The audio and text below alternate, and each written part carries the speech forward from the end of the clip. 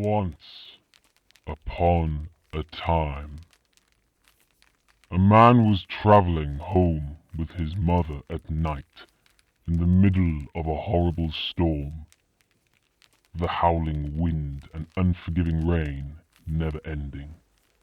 Where are we going? How much further? I need to rest. The mother says, her old bones struggling to keep up. The cold would soon seize her. Not much further, Mother. Please, we have to keep moving. The man replies. The thought of being lost slowly crept into the man's mind. Their surroundings seemingly familiar yet unrecognizable. They must find shelter soon, and fast. He takes her by the arm, and together they brace the harsh weather. They continue on for what feels like hours. The mother begins to stagger and stumble, but step by painful step they march through this thunderous gale until the man spots an opening in a rock. A haven.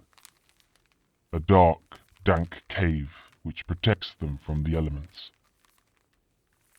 He escorts his fatigued mother inside, only to see what appears to be a small camp. A cramped cot, numerous pots of various sizes, symbols etched onto the walls, and a large filled cauldron in the center. Someone is living here, but no one is home. He sits his mother down onto the cot and fills a bowl of water from the cauldron, helping her drink, returning her from near unconsciousness. Damn this cursed storm. The man says. Damn it to hell. The shimmering torrent and lightning outside continues, unable to reach them, until they spot a bright light dancing in the storm. What is it? Says the mother. The man, aghast by the sight, does not answer. They see a figure high in the sky riding a beast. Unnatural, unhuman, impossible. How can this be? They say. The figure leaps off the beast and lands before the entrance to the cave, untouched by the rain and the wind, as if even the elements fear them. What have we here? Disturbers? Stealers? How unsanctimonious! Speaks the witch as she swishes towards the man and his mother. Spirits and demons, nymphs and ghouls manifesting around the cave. She sees the empty bowl on the ground, and her face changes. Did you take from the kettle? The man falls to his knees and pleads. I beg you. We simply were seeking shelter from the storm. We did not know it was yours. Had we not found it, my mother would not have survived. The witch, realizing what has transpired, sheds a tear. Pity covers her face.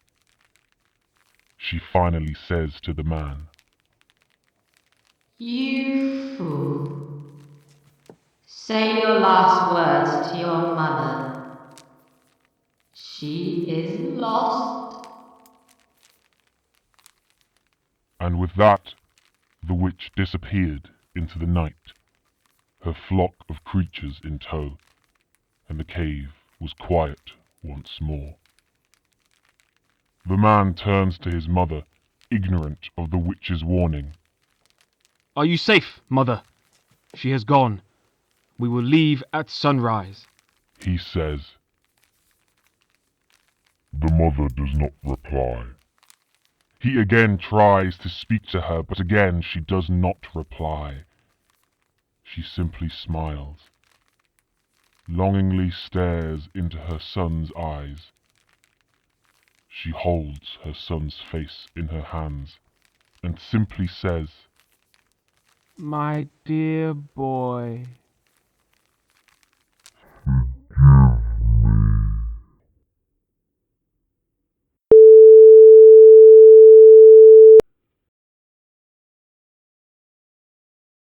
Suddenly, she pushes him to the floor with an inhuman strength.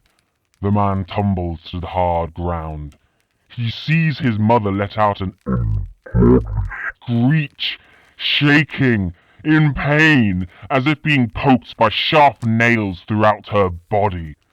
The man merely watches his mother writhe on the floor as she begins to change, his body frozen with fear.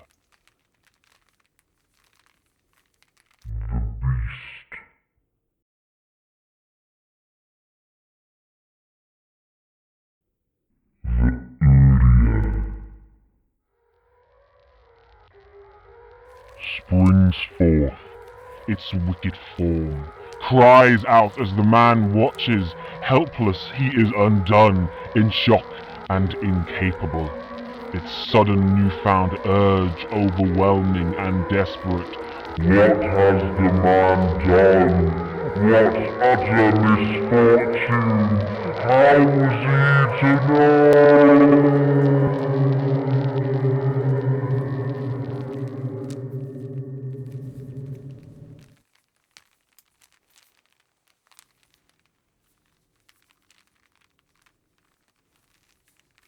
The man returns to his home, alone.